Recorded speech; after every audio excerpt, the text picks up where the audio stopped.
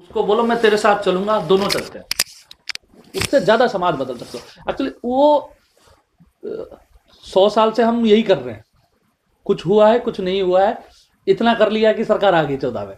परंतु बात वही है, आप अकेले जाके दुकान बंद कराओगे तो आपके विरोध भी हो सकता है, बट आप जब समाज में कॉन्शसनेस बनाओगे कि यार हम सबको मिलके ये करना चाहिए, यार मंगलवार को उसको भी समझाएंगे कि भाई तू कैसे, वो करता है ना, वो एक एमएलए है बीजेपी का, उसको जिसको अवध ओझा को जिसने हराया है, नेगी करके, वो बहुत अच्छा करता हाँ है। वो मुसलमानों ने कहा भाई मैंने तुझे बोला था दुकान बंद करने को, और भाई अपने आप ही बंद कर दिया। तो वो भी करना पड़ेगा। देखो वो भी कोई जो वहां दुकान खोल रहा है वो भी अपना ही में है, ऐसा मान के चलना पड़ेगा। और आप कह रहे हो, मैं देखा हूँ घिटोरनी में, हाँ घिटोरनी में वहाँ गुज्जर लोग ज्यादा हैं। घिटोरनी में, किशनगढ़ में, ये सब बंद रहता है। नहीं, किशनगढ़ में तो अभी चालू है, लेकिन घिटोरनी में बंद रहता था। घिटोरनी में क्योंकि वहाँ के जो लोकल लोग हैं ना, गुज्जर लोग हैं, गुज्जर समाज आगे आके बोलता है, हर समाज चाहे उनके क्या परिवार में नहीं खाते हैं, लेकिन ये वो अच्छा चीज है वहाँ देखो पे। खाने को कोई नहीं रोक रहा है। यहाँ पे पॉइंट यही है कि बाहर ठीक है। हाँ। और हम वहाँ बहुत विरोध किए तो वो फ्रूट वाला भाग गया।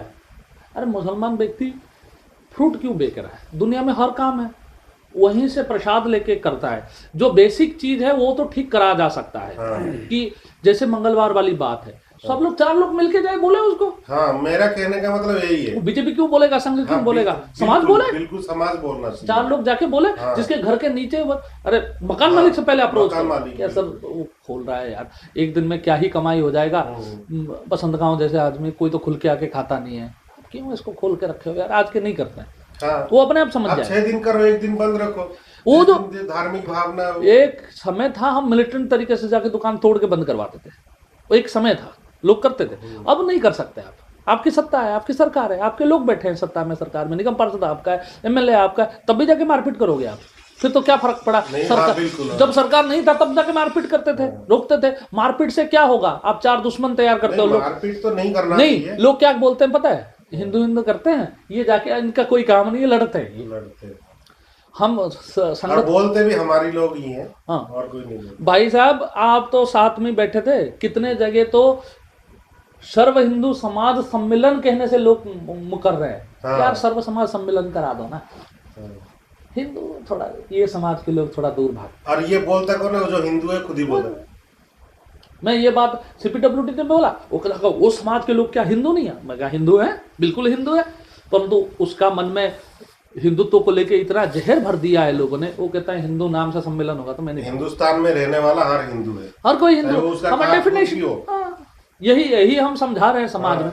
बट इजी नहीं है, कोई भी इजी तो नहीं है। 4 लोग, परिवार के 4 लोग नहीं बुलाई जा रही। बसंत गांव में सम्मेलन हुआ, जो सम्मेलन के लिए बैठक बिठाया, इतनी बातें आ गई, हम 2 महीने से उनसे पूछ रहे हैं, वो बता नहीं देते। जब समाज में साथ में बैठ गए ना सब अपने हिसाब से, इसका नाम इस प्रकार नहीं रखना चाहिए, RWA नाम जैसा लग रहा है, समिति को सेटअप करना चाहिए, नहीं। अरे लोग तो बोलेंगे तरह, इसीलिए लोगों की सुनना सब है। हाँ, डिसाइड अपना 2-4 पॉइंट रख के वो खत्म नहीं। वो तो देखो सामूहिक डिसीजन मेकिंग कभी नहीं हो सकता। सामूहिक डिसीजन मेकिंग की तो दिक्कत है, परंतु सबको लगे कि डिसीजन उन्होंने लिया है, इस प्रकार का। मैं अभी मेहरौली गया था, किसी का बर्थडे था, 8 बजे पहुंचा रात को। तो गली वली है उधर, आर्य समाज मंदिर है उधर, तो वहां पहुंचा तो मैं रास्ता थोड़ा सा भटक गया, मैं किसी को गुजार दिया बाइक, तो वहां देखा छोटा सा कमरा है और 6-7 बच्चे हैं, वो नमाज अदा कर रहे हैं, उनके साथ 2-3 बंदे हैं। मतलब 8, साढ़े 8 बजे भी वो एक घर सा बना, छोटा घर है, उनका दरवाजा खुला था, वो कर रहे हैं। लेकिन हमारे हिंदुओं की ये है कि हम खुद भी नहीं कर रहे हैं और बच्चे को भी नहीं बिठा रहे। नहीं बिठाता, हम नहीं जब हम ले ही नहीं रहे तो वो हिंदुत्व जानेगा क्या, हिंदू के महिमा क्या जानेगा? हम ही बात नहीं करते महाभारत रामायण के बारे में, हम ही घरों में बात नहीं करते। हमारी गलतियां हैं। आपको लगता है कि नहीं भी करते ना, एक चीज तो करना चाहिए कि वहां पे बिठाओ, फोटो रख के मंदिर में, घर में मंदिर बना के वहां बिठाओ, चाहे 2 मिनट के लिए। लफ्ज याद हो रहा है, हमारी बच्चियां चली जा रही है, बच्चियों की गलती थोड़ी है। हमारी गलती है कि हमने उनको समझाया नहीं, सिखाया सही नहीं, बात। धर्म क्या होता है, अध्यात्म क्या होता है, शांति क्या होता है, ईश्वर की पूजा क्यों करना चाहिए, सत्संग क्यों करना चाहिए, बड़े लोगों को सम्मान क्यों करना चाहिए, साइंटिफिक तरीके से समझाया नहीं। हमने तो डांट के बुला के नमस्ते करके आ। जिस दिन वो उसकी अपने अंकल के लिए प्यार आएगा, वो अपने आप जाके नमस्ते करेगा। हम तो यही स्थिति रहा ना। तो कोई बाहर का आदमी 4 चीजें धर्मों के बारे में बोलता है ना, उनको लगता है यार कुछ भी बोलो, इनका धर्म ठीक है, हमारे बारे में तो कुछ नहीं कराते।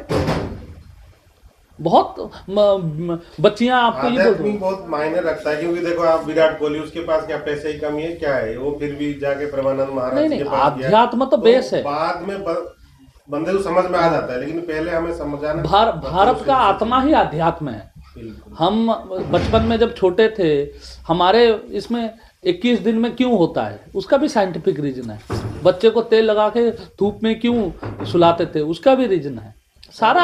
हम तो जो गांव से बड़ा है ना, वो हर गांव की शुरुआत में एक मंदिर होता है जिसकी कुल देवी होती है। हर गांव की कुल देवी है, तो अध्यात्मता गांव की आत्मा में बैठता है। हमारे उड़ीसा में तो हर घर के दरवाजे के सामने ही तुलसी का पौधा लगा होता है ये, ताकि घर से निकले तो आजकल धीरे और धीरे हम खत्म बहुत हो रहा है। गरीब सोसाइटी हैं। हाँ, कंपैरेटिवली दिखा जाए, पश्चिमी यूपी, हरियाणा, पंजाब में खेती इतनी अच्छी थी कि पैसे की कभी कमी नहीं। हम तो गरीब समाज से आते हैं। लोग कहते हैं कि गरीब आदमी के पास समय कहाँ है धर्म अध्यात्म करने का, परंतु इस देश की जो गरीब है वो अध्यात्म को बचा के रखा है। हाँ, सच्ची में।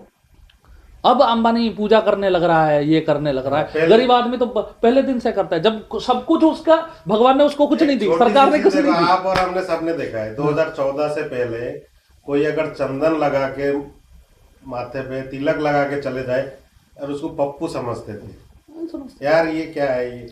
आज के टाइम में वो देखो इतना, क्योंकि हम सब लोगों की प्रयासों से आजकल कोई लगा के जा रहा है, ठाठ से बोलता है जय श्री राम करके मंदिरों में। तो आज भी बोलता हूँ, नहीं पप्पू आज भी मानते हैं, अब कहने से डरते हैं। नहीं, फिर भी आजकल लगा के जाते हैं। और ऑफिस में मैं खुद भी बोलता हूँ लोगों से जय श्री राम, गुड मॉर्निंग छोड़ दिया है, बहुत कम बोलता हूँ ऐसे। राम राम तो नॉर्थ इंडिया में बोलते ही थे, ऐसी कोई बात नहीं है। वो ठीक है, मोदी जी और ये सब हमें ये विश्वास आगे बढ़ा नहीं, ये प्रयास सबकी प्रयासों से हुआ है।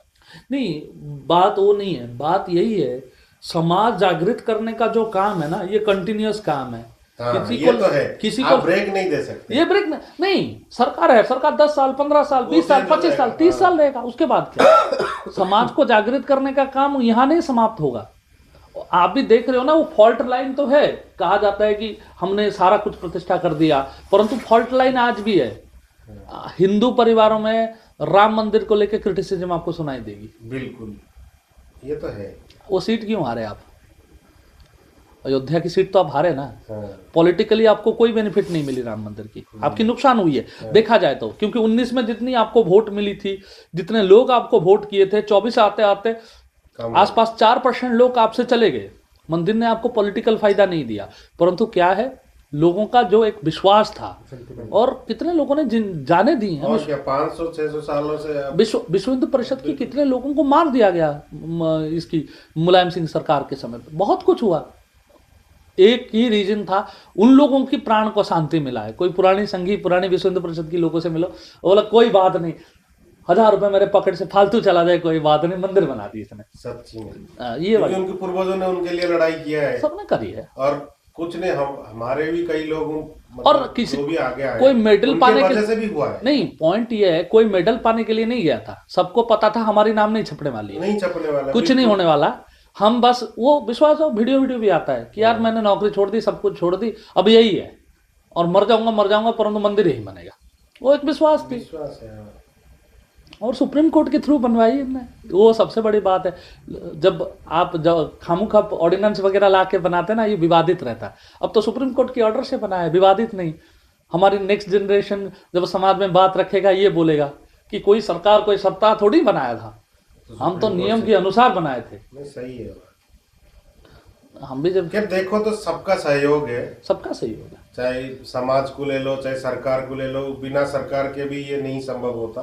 नहीं, देखो सरकार, और दूसरा ये पिछला सरकार इसको करना ही नहीं चाहता था, वो मुद्दा बना के ये नहीं, इतिहास सच्चाई ये है, राजीव गांधी चाहते थे बनाने के लिए, लोगों ने चाहा है और प्रयास जारी रखा है, और सच्ची बात तभी मंदिर बन पाए। और ये बीजेपी, ये नहीं है, सिर्फ बीजेपी नहीं, हाँ। कांग्रेस, समाजवादी पार्टी, बीएसपी, सबकी लोग चाहते थे कि वहां मंदिर बने, क्योंकि सबको पता है यही जन्म स्थान है, यही गर्भगृह है, बनना तो यहीं चाहिए। बट ये है कि पार्टी के चलते वो आगे सामने नहीं आते थे। आपको क्या लगता है कि जो अयोध्या के निवासी है वो कोई पार्टी की झंडा उठा लिया है, राम तो उसके दिल में भी बैठते हैं। जो हिंदू कांग्रेस पार्टी में चला गया, क्या वो हिंदू कम रहा? ठीक है, उसकी पॉलिटिकल विश्वास अलग है। हाँ। लाजपत राय उस पार्टी में थे, बाल गंगाधर तिलक उसी पार्टी में थे, इसमें क्या है? और बहुत लोग ये मानते हैं सबसे बड़ा हिंदुत्ववादी लीडर भारत में कोई पैदा हुआ है वो महात्मा गांधी है। वो कहते हैं बीफ काउ स्लॉटर बंद करना चाहिए। आप कह रहे हो दारू 1 किलोमीटर की दूर नहीं, वो कहते थे पूरा देश में दारू बैन कर दो। गौशाला खुलाने की बात करते थे, साफ सफाई की बात करते थे। जो हमारी 4-5 कंडीशंस है ना, जो पंच परिवर्तन की बात हम करते थे, गांधी जी ने तो पहले बोला था। गांधी जी से बड़ा कोई हिंदुत्ववादी लीडर नहीं है, वो पॉलिटिकल लीडर थे, उन्होंने अपने हिसाब से कंप्रोमाइजेस किए हैं। परंतु आप ऐसे देखो तो गांधी से बड़ा कोई, वो कांग्रेस पार्टी वो ही धारा को चला के नहीं आ पाए। वो वोट के चक्कर में जो 20% 30 तब 10-12% थे मुसलमान, उनको भी कहा हिंदू तो मुझे वोट देगा ही, 12% मुसलमानों को ले लेता हूँ, फिर तो साला हमारी सत्ता ही नहीं जाएगी कभी। और नेहरू की दिमाग थी, वो सत्ता रही, 70 साल रही उनकी सत्ता, डायरेक्टली इनडायरेक्टली उनकी सत्ता रही। मोरारजी देसाई की सरकार में कांग्रेस की सपोर्ट नहीं थी, उसके बाद चंद्रशेखर की गवर्नमेंट को उन्होंने सपोर्ट करी। सारे उनके सपोर्ट के बिना तो सरकार ही नहीं बन सकती थी।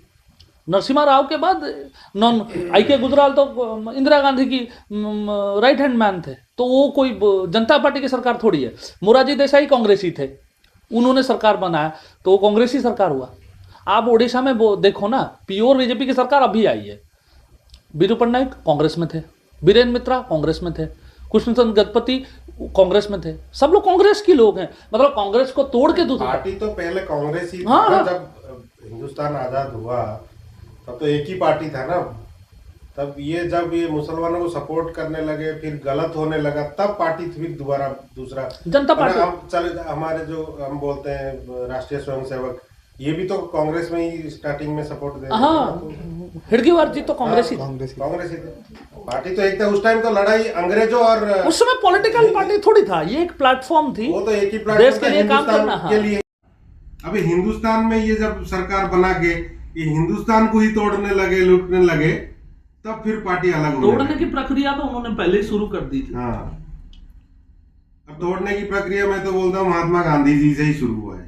तोड़ने की प्रक्रिया तो उससे पहले शुरू हो चुकी थी, वो कोई बात नहीं है। बहुत सारी चीजें, मुस्लिम लीग जो अब देखो सारे काम महात्मा गांधी जी ने थोड़ी कर दिया। महात्मा सुभाष चंद्र बोस ने इतना सैक्रिफाइस किया, अपने जान दिए, और भी लोगों ने दिया है, लेकिन सारे नाम में महात्मा गांधी आ गया। मैं तो यही कह रहा हूँ ना, he was a good politician. वो बहुत अच्छी पॉलिटिशियन थे कि चलो कोई भी काम हो सब ही बोलेंगे हमने नहीं, अभी भी सब लोग बोलते हैं मोदी जी ने कर दिया, लेकिन मोदी जी खुद आके सबका नाम भी बोलते हैं, ये करा वो करा, सारे मतलब मंत्रियों को भी तो आगे बढ़ाते हो।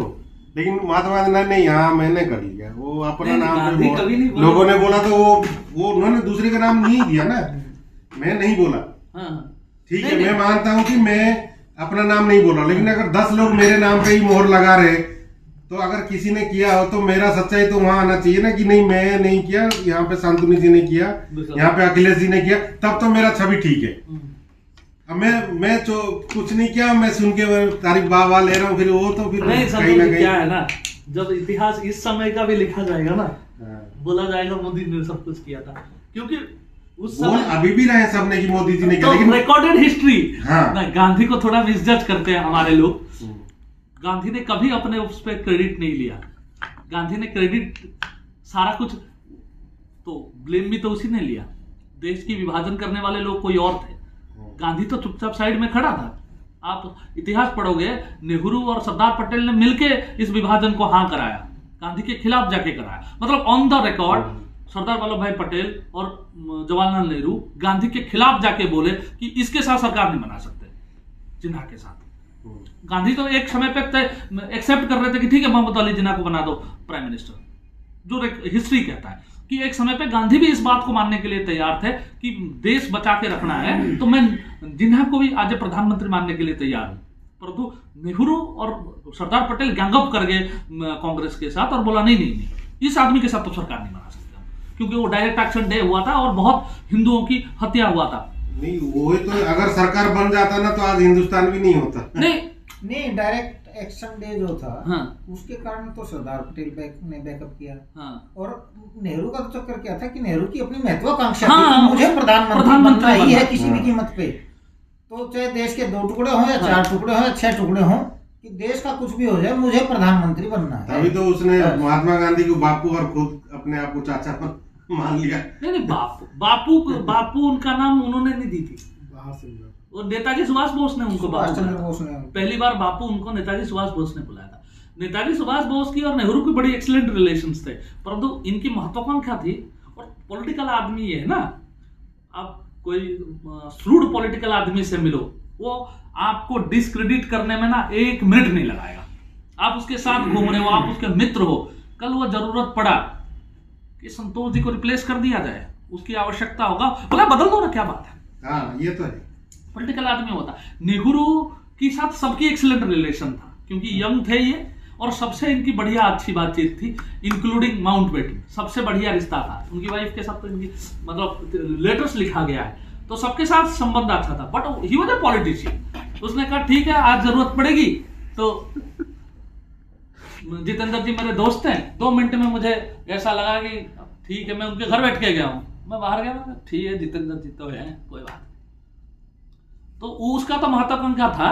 और डायरेक्ट एक्शन डे के बाद सरदार पीछे हट गए, और सरदार को मुझे ऐसा लगता है, सरदार वल्लभ भाई पटेल को ये उनको जहन में था कि मैं बहुत ज्यादा दिन का मेहमान नहीं हूं भारत में, क्योंकि उन्होंने भी पुश नहीं किया प्रधानमंत्रित्व के लिए। वो चलती है, सारी खबर चलती है कि गांधी ने कर दिया। अब सरदार पटेल का खुद का भी इंटरेस्ट होता ना, गैल्वेनाइज, तो वो तो पार्टी प्रेसिडेंट थे उस समय, गैल्वेनाइज कर देते कांग्रेस को। ऐसी कोई बात नहीं थी कि सरदार पटेल चाहते और प्रधानमंत्री ना बनते, वो सम्मान करते थे। एक महात्मा गांधी को बहुत, दूसरा उनके मन में भी था कि खुद आगे आना इतना नहीं था, करते थे समाज के लिए, लालसा नहीं थी, लालसा नहीं था। हाँ। लालसा बोल लो या उनको बस लोलुपता नहीं थी। महत्वाकांक्षा नहीं थी। महत्वाकांक्षा। बट होना चाहिए। अगर उस टाइम ये चीज उनके अंदर होता ना, तो आज कुछ बात हो। नहीं वो क्योंकि पता क्या होता, जैसे मान लो कुछ अच्छे लोग अगर बाहर नहीं आएंगे, यही हुआ, तो कोई ना कोई गलत लोग तो उस कुर्सी में बैठेगा, तो गलत कर ही जाएगा। नहीं यही समस्या होता है। नहीं जानते, अच्छे लोगों के साथ समस्या ये होती है ना कि वो एकदम स्ट्रेट हो जाते हैं कि नहीं, मैं अपने सिद्धांतों को लेकर जो है बिल्कुल भी समझौता नहीं करूंगा। और ये सिर्फ राजनीति में नहीं है, हर ये चीज मतलब में। आपके नहीं वो तो कार्यालयों फिर में सामने भी है। वाला श्रूड आदमी क्या है ना, आपकी अच्छाई का फायदा लेता हुआ आपकी छाती पे बैठ के सत्ता पे बैठ जाता है, फिर उन लोगों को डिस्क्रेडिट करता है जिसको आप कह रहे हो कि अच्छे लोग। फिर आपको इलाका तो ये नहीं होता है। नहीं, जैसे हम कोई काम करते हैं, नहीं है, व्यक्तिगत जीवन कार्यालयों में हम भी कोई है। काम करते हैं ना, जैसे आप देखो गांव के अंदर जो शिक्षक होते हैं, वो अच्छी बात बोलते हैं, अच्छी विचार रखते हैं। तो जब कोई काम करते हैं, जाते हैं, उनको समाज में आते हैं, मीटिंग होती है, सपोज गांव में एक छोटा सा मीटिंग, वो आके बैठते हैं, 4 लोग उधर से गाली देना शुरू करते हैं। कोई भी बात में गाली देने वाले तो है ही है, वो किसी को भी दे देंगे। हाँ। तो जो अच्छे लोग हैं ना, अगले मीटिंग में वो नहीं आते, नहीं आते क्योंकि उनको सेल्फ रिस्पेक्ट होता है, वो नहीं आते। क्या छोटे बच्चे गाली देंगे हाँ। तो बैठूंगा क्या? फिर क्या होता है, जो गलत लोग वो उन्हीं को लेके जो डिसाइड करना है, वो शिक्षकों की विपरीत जाके या अच्छे विचारधारा के विपरीत जाके वो उनके पास लोग रहे, हाँ। फिर वो जो बोलते हैं फिर वही इम्प्लीमेंट हो जाता है। इम्प्लीमेंट हो जाता है। सच्चाई तो है। इसीलिए अच्छे लोगों को ना चाहे गाली सहना पड़े, वो आगे आना चाहिए। नहीं वही उस समय जब देश बना रहे थे, यही तो प्रॉब्लम हुआ। हाँ, रोक देना। अखिलेश जी बोलो। अभी जैसे ताज़ा का मामला है, अभी हमारे कार्यालय का ही है। हमारे जो साहब हैं बहुत अच्छे हैं एकदम, मतलब समझिए कि किसी के साथ कोई बायसनेस नहीं करते हैं, देख लिए कुछ नहीं, एकदम नियम और तर्क संगत। और 1 साल हुआ उनको यहाँ पे आए हुए हेडक्वार्टर, और मिनिस्ट्री को उनका व्यवहार रास नहीं आया, उनके स्ट्रेट फॉरवर्ड नेचर, उनका क्या कहते हैं जो तर्क संगत और नियम संगत जो काम करने का तरीका था, वो उनको रास नहीं आया, ट्रांसफर हो गया। नहीं वो तो देखो, ये बेसिक रूल है, सीधा आदमी किसी संगठन का प्रमुख नहीं बन सकता। नहीं, सीधे आदमी तो नहीं थे, बहुत तेज तर्रार थे और मतलब लॉजिकल थे, है ना? नहीं, लॉजिकल आदमी की तो सरकारी दफ्तर में कोई काम ही नहीं है ना? है। ये तो बेसिक रूल है। तर्क संगत है। तर्क संगत आदमी की कोई आवश्यकता नहीं है। मतलब कि उनको हर चीज एकदम तरीके से चाहिए, मतलब उसमें कोई इफ एंड बट नहीं। अब मिनिस्ट्री को नहीं रहा था यार, नहीं अब उनको अपना प्रयोजन निकालना था। नहीं देखो, हम अच्छा आदमी की डेफिनेशन में हर समय यही गलती करते हैं। हमको लगता है जो सीधा बात कर लेता है और जो स्ट्रेट फॉरवर्ड बात करता है वो अच्छा आदमी है, ऐसा नहीं है डेफिनेशन। वो संस्कृत में लाइन है ना, प्रियम वदत् सत्यम बुर्यात प्रियम बुर्यात न बुर्यात सत्यम अप्रियम। तो सत्य को बोलने की 4 तरीके हैं। आपने कोई गलत काम करी, आप सीधा बोल सकते अरे कैसी आदमी हो, गलत कर दिया, ऐसे भी बोल सकते भाई साहब बैठे, ये 4 चीजें आपने ठीक करी, ये ठीक करी, ये ठीक करी, ये ठीक करी, ये क्यों नहीं ठीक करा आपने, ये ठीक कर लोगे तो आपका बढ़िया हो जाएगा। सच नहीं बोला क्या मैंने कोई झूठ बोला, या मैं स्ट्रेट फॉरवर्ड नहीं हूं, मैं हूं स्ट्रेट फॉरवर्ड। मैं बस यही है कि संतोष जी को दूर नहीं किया। संतोष जी अगली बार बोलेंगे ठीक किया ना। आप जब स्ट्रेट फॉरवर्ड 4 लोगों के सामने बोल देते हो अरे इतना गलत आदमी हो तुम, यही गलत कर दिया तुमने, ठीक वाले बताए नहीं। हाँ, मैं इतना खराब आदमी हूँ, जिंदगी में कोई गलत सही काम नहीं किया, यही गलत काम कर दिया। ये तो रियलिटी फैक्ट है। अरे आप इंसान हो। यही चीज है। अभी हम घूम रहे, संपर्क अभियान में घूम रहे थे, 2-4 बार ऐसे सिचुएशन हुआ। वो क्या है, वो आपस में वो रणजीत जी थे, उनको दिखाना वीडियो, रणजीत जी थे, रणजीत जी उल्टा सीधा उंगली करने लग रहे लोगों की।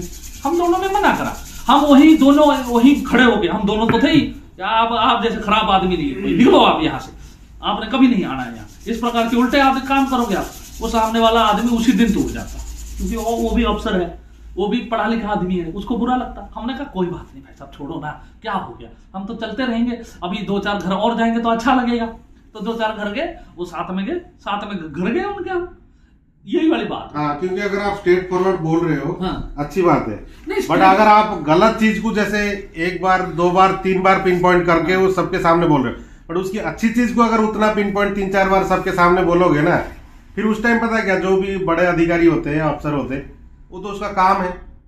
अरे जब काम करेगा और करता है तभी तो गलती कहीं ना कहीं होता है। हाँ। जो नहीं करेगा काम, उसका तो गलती होगा ही नहीं। बस वही तो उसको तारीफ करना चाहिए, जो अच्छी चीजों को 10 बार और गलत चीज को 1 बार। यहाँ उल्टा होता है, यहाँ क्या गलत चीज को 10 बार बोलते हैं और सही चीज को नहीं बोलते। रियलाइज हुआ तब तो देर हो चुकी थी, एक्शन हो चुका था। और रणजीत जी के घर जाके मैं डांट के आया, बुधवार को बैठक थी हमारी, उनके घर जाके डांट के आया, परंतु ऐसा डांटा। अब चर्चा कहीं और चली गई है, कोई चर्चा है ना। तब मैं जब 4 गलती गिनाई तो उनको लगी कि ठीक बात है, नहीं सही है, हाँ, ये ठीक सही है यार, सब कुछ ठीक करता है कि अगर आप मतलब हम बोलते हैं लेकिन हम भी इम्प्लीमेंट नहीं करते। बच्चे भी हुए, गलती पे 4 बार डांट देते हैं, अच्छे में 4 बार तारीफ नहीं करते। हम यहाँ तो बच्चे वाली मैटर तो अलग है, बच्चे को 7% तारीफ करो और 25% आप जो है बच्चे को 4 थप्पड़ मारो फिर गले लगो, तब वो जानेगा कि प्यार क्या होता है और डांटा क्यों गया। वो तो अपनापन की बात है, अपने लोगों में तो आप कर सकते। ये हमारे सेंटर में भी ना ऐसा ही हुआ। मैंने एक बच्चे को बहुत मारा और वो चुपचाप रहा और लास्ट में मैंने उसको बुलाया और जैसे ही गले लगा ना तो वो रोने लगा। अब उसको लगा कि मतलब अच्छा ही, फिर इसके बाद वो उतना गलती नहीं करता है, लेकिन उसकी वजह से जो कलेश हुआ ना। आत्मीयता आपका है, आपका आदमी को 4 डांटने के बाद ना वो कहता है ठीक है मेरी अच्छाई के लिए सोचा होगा, बट उसमें वो फीलिंग्स कौन डालेगा। उसको इस बात की मैच्योरिटी जब हो जाएगी ना, ये जो डांट रहा है वो मेरी दुश्मन नहीं है, वो मुझे बेटर करने के लिए डांट रहा है, तो वो ठीक हो जाएगा। वो थोड़ा सा डिफरेंस होता है समाज में और परिवार में। जिसको आप परिवार मानते हो उसको 4 डांट। मैंने तो यही सीखा कि जो है कि अगर आपको किसी को डांटना भी है ना तो 25% डांटो तो 75% उसको दुलार भी करो। ठीक है, वो तो उसकी प्रक्रिया है, उनको मतलब तभी वो समझेगा, रियलाइज करेगा, सोचेगा। आपको एट द एंड क्या चाहिए। आप डांट इसलिए आप अपनी गुस्सा उसके ऊपर उतार रहे हो या आप चाहते हो कि वो बदले, आप वो डिसाइड कर लो। अब मेरी जिंदगी की 1000 फ्रस्ट्रेशन है, मैं उतारूंगा इस पे, तो फिर तो मैं चाहता नहीं ना वो कभी बदले। मैं अपना फ्रस्ट्रेशन, आज मुझे ये मिल गया मैं उतार दिया, कल संतोष जी मिल जाएंगे उतार दूंगा, कभी ये मिल, फिर मैं चेंज नहीं चाहता उस आदमी के अंदर। छोटा बच्चा आपको पीट दिया, आपका छोटी बच्ची है गलती से आपको पीट दिया, आप इस बात पे थोड़ी उसको मारोगे कि तूने मारा क्यों। आप इस बात पे तो उसको डांटोगे, लेकिन बड़े लोगों के ऊपर हाथ नहीं उठाते। वो 2 डिफरेंट है। एक होता है कि तूने मुझे क्यों मारा, इतना हिम्मत तेरे में क्यों आया कि तूने मुझे मारा। दूसरा ये है कि बड़े लोगों पे हाथ नहीं उठाना। वो 2 में डिफरेंस है। मार तभी भी रहे हो बच्चे को आप, बट किस लिए मार रहे हो इंपॉर्टेंट है, वही बात डिफरेंस। ये मल्टीपल